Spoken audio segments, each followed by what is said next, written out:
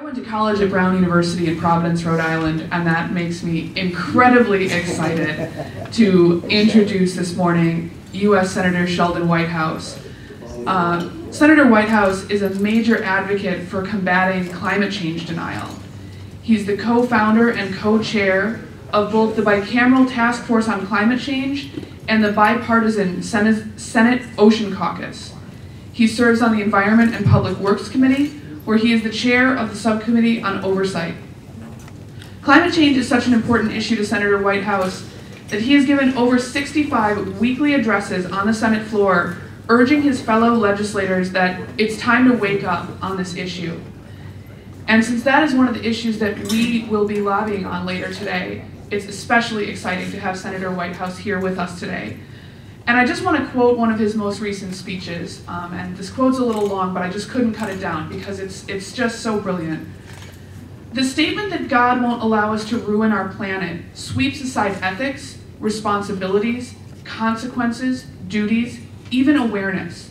It comforts us with the anodyne assumption that no matter what we do, some undefined presence will, through some undefined measure, make things right, clean up our mess.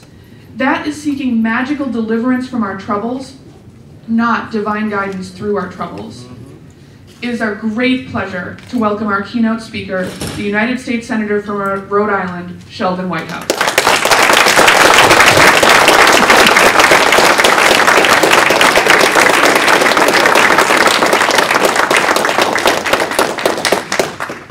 Well, I was going to be happy to be here anyway, but I'm particularly happy to be here when I'm introduced by a Brown University graduate. We're very proud of Brown University in Rhode Island, and Brown has just hit its 250th anniversary, and they're celebrating that this year. So it's a great, great institution, and thank you all for having me here this morning.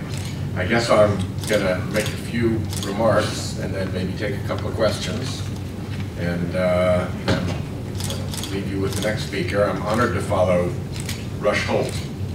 He is one of a very few members of Congress who can actually have their supporters sport a bumper sticker that says, "My congressman is a rocket scientist." And he has been a terrific colleague on a great number of issues. So thank you for inviting me here this morning. Thank you for your work to promote the religious freedoms that are enshrined in our Constitution, freedoms of both belief and non-belief alike. These are freedoms we hold very dearly in Rhode Island, where freedom of religion was the great legacy of our founder, Roger Williams, who was banished from Massachusetts for what they called his whimsies about religious tolerance. Roger Williams established a new colony, Providence, on the northwestern shores of Narragansett Bay as a, to use his words, shelter for persons distressed for conscience. For that reason, his statue still stands today in the United States Capitol. Rhode Island's earliest settlements, all of them, Providence, Portsmouth, Newport, and Warwick, all were founded by people seeking religious freedom. In 1663, the royal charter granted by King Charles II, establishing the colony of Rhode Island and Providence plantations, codified those founders' ideals. Quote, "To hold forth a lively experiment," it declared, "that a most flourishing civil state may stand and best be maintained," think about that, "best be maintained with a full liberty in religious discernments."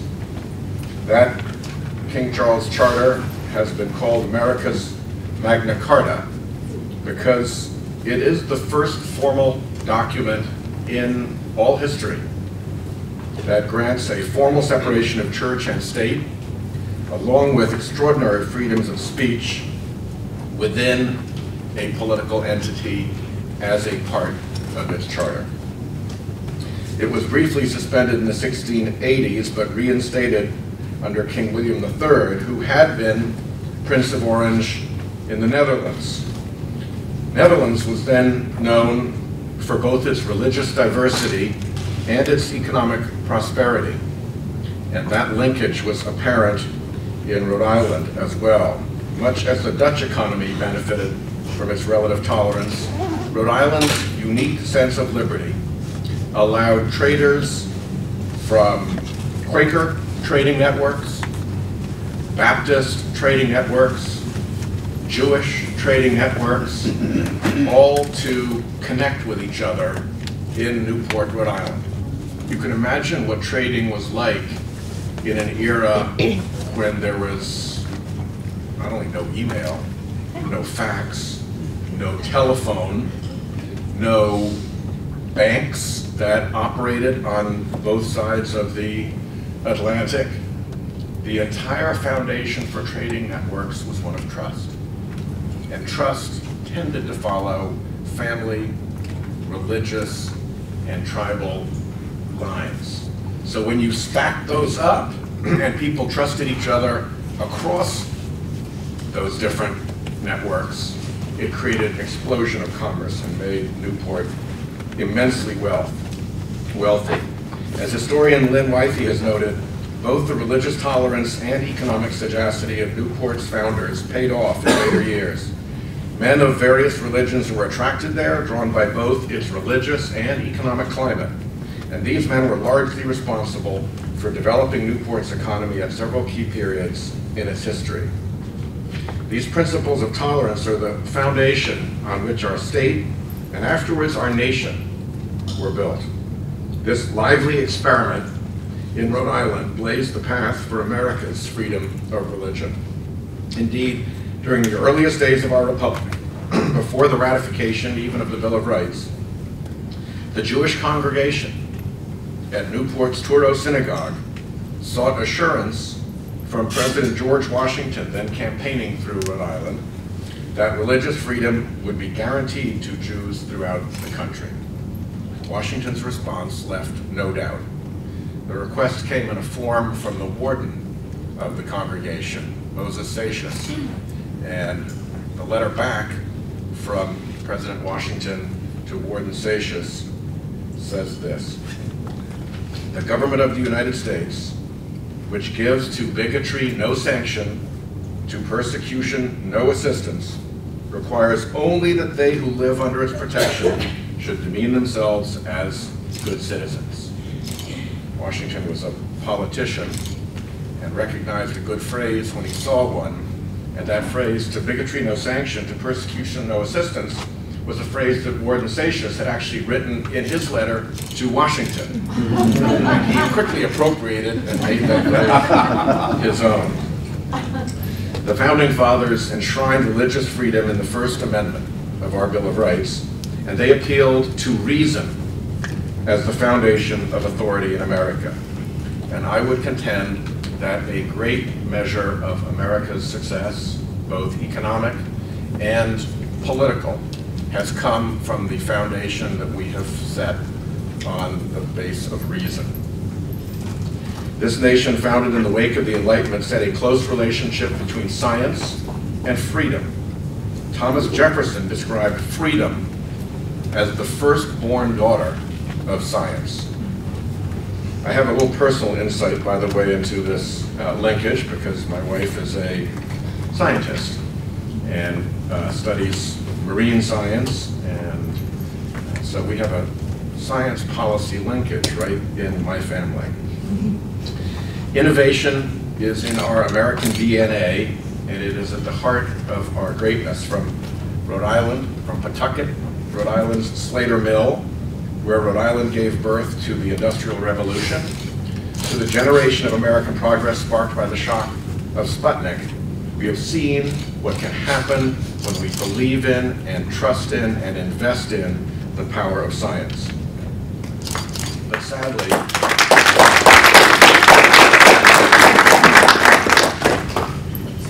we have also seen what can happen when we deny the truths of science, whether for profit or to suit political ideology.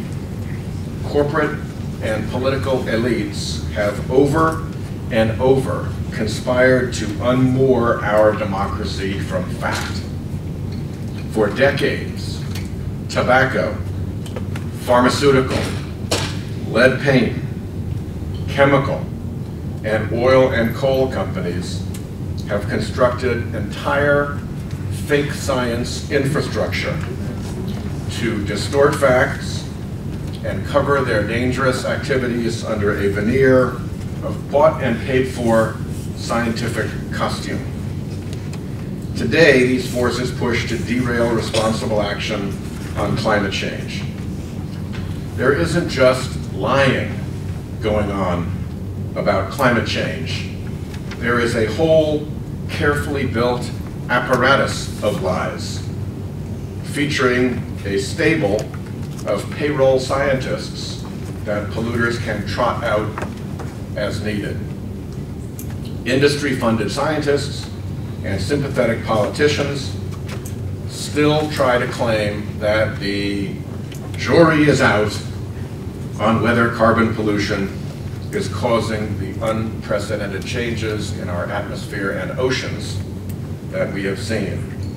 Indeed, one of my Republican colleagues called climate science the greatest hoax ever perpetrated upon the American people.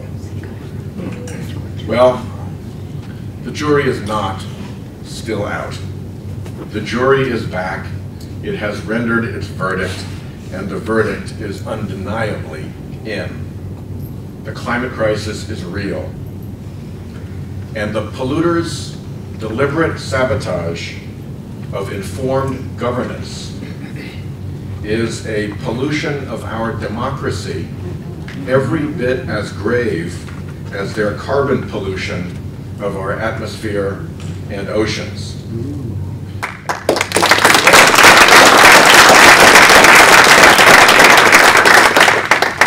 Carl Sagan made the case for what can happen if we continue down this road. Here's what he said.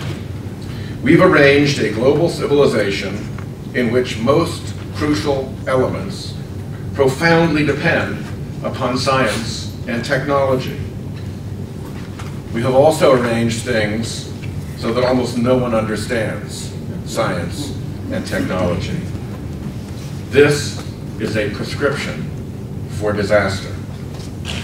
We might get away with it for a while, but sooner or later, this combustible mixture of ignorance and power is going to blow up in our faces.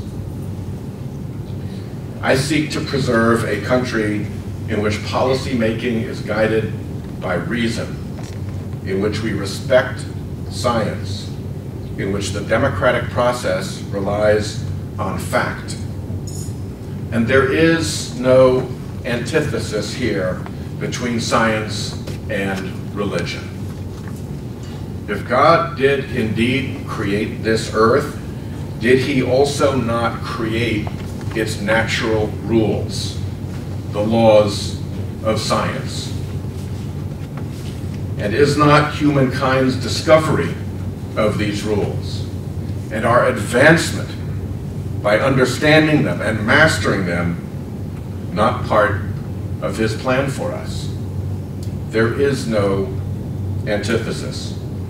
I submit to you that the supposed conflict in this area between science and religion has a lot less to do with religion than it has to do with politics, with the age-old human pursuit of wealth and power, and the age-old motive of men to subvert the engines of governance to the service of private greed and selfish ends.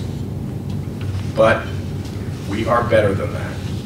And I assure you, we will defeat those dark forces. Thank you very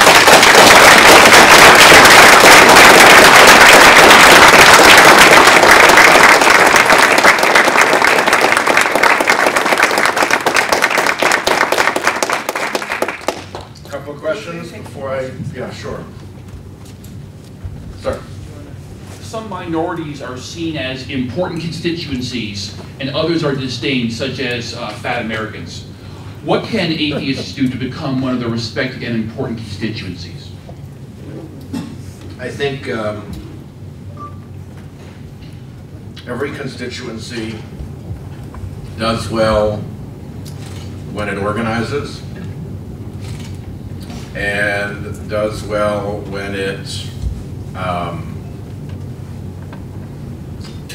refuses to yield to stigmatization. I think confidence and pride are catching, and organization in politics is always effective. Senator. Yes, sir. Senator. Hi. So, Robin. She grabbed the mic, so she's way ahead of you guys. You just have your hands up. I have a question about evolution. The last poll taken of the American populace said that 46% agreed with this statement, that human beings arrived on this earth fully formed within the last 10,000 years. Can you talk about the problem of scientific illiteracy in this country and what can be done about it? It is a true problem when there are statistics like that out there. And it's a problem in and of itself of illiteracy, but it opens the door to a secondary problem, which is manipulation by clever forces that take advantage of that illiteracy to try to convince people of things that simply aren't true. Remember Pinocchio being led astray by the fox and the cat in the old Pinocchio movie. Come with me to Pleasure Island, I think was the way that worked. If you know your science and if you understand what's going on, then it's a lot harder to be sold a pack of lies by people who don't mean you well. And so it's a double harm for our society. In the first instance, somebody who is scientifically literate is not likely to contribute in a STEM, science, technology, engineering, and mathematics driven economy. And second, as a population, it makes us vulnerable to propagandizing by mischievous forces.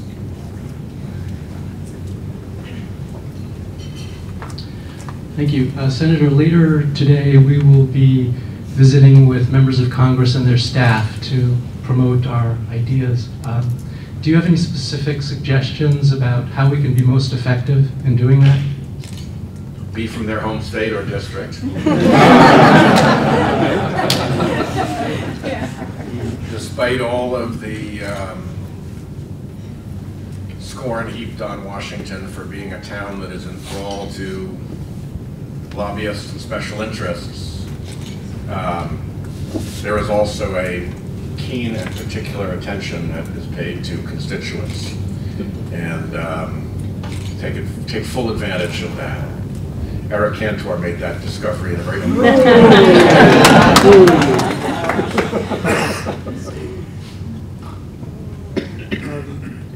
Earlier you said that the problem with the proper handling of scientific thought in politics is it's not a problem with religion, it's a problem with politics itself.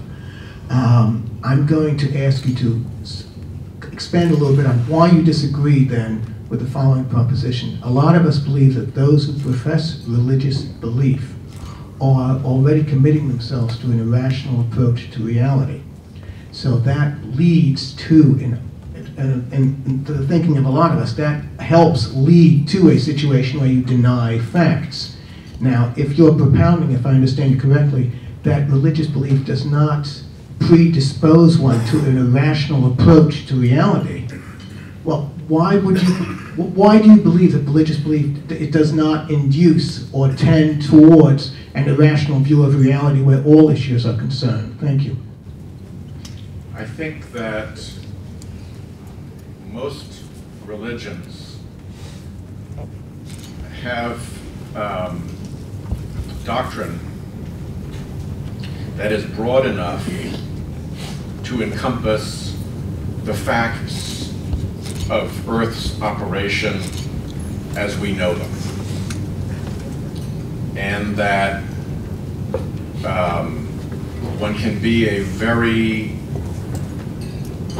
knowledgeable, experienced, and informed scientist, a biologist, a physicist, a chemist, and still have a very true and earnest and informed religious view. Where I have a problem is where it appears that those religious views are driving people not to embrace the facts of Earth's life and of science as we know them, but to deny them. And my argument is that where that happens, you would likely be successful if you scratched a bit at looking for a political motive behind it. And that the conflict, such as it is between religion and science, is less a product of religion than it is a product of scientific illiteracy and interests taking advantage for political purposes to try to create that wedge. I don't think there's anything inherent, for instance, in Judaism or Christianity that would cause you to deny that the species has been around for thousands of years, that the planet is millions of years old, that when you add carbon into the atmosphere it creates a warming effect, that carbon dioxide floated over the ocean will be absorbed and acidify the ocean, that the law of thermal expansion means you warm the sea and it rises and sea level rises as a result. None of those propositions is, in my view, in conflict at all with the principles of Christianity and Judaism as I know them. I'm not as expert in other religions, I'm not really expert in those, but I mean, I have a more passing familiarity from, you know, life in these United States. But I just think that very often in life it's important to look behind the curtain to find who the real mischief maker is. And I suspect that a lot of this stuff, the real mischief maker is special interests trying to have things turn out their way and take advantage of religion as a vehicle to get their way and to seize power and money. Senator? One last. What do you? I'd like to look behind the curtain. Which came first? Your relationship with Sandra or your relationship with the environment and protecting the oceans? That's a good question.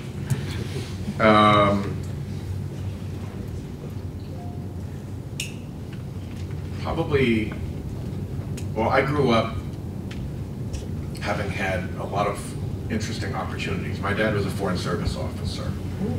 So we grew up in a lot of strange places. They happen to be mostly coastal places. And so I've had the good fortune from a very young age to have been around the sea and swum and dove and learned to scuba dive and sail and all that kind of stuff. And before I knew Sandra, I had an emotional appreciation for the sea in particular, and I had some experiences on it that I consider to be just extraordinarily moving.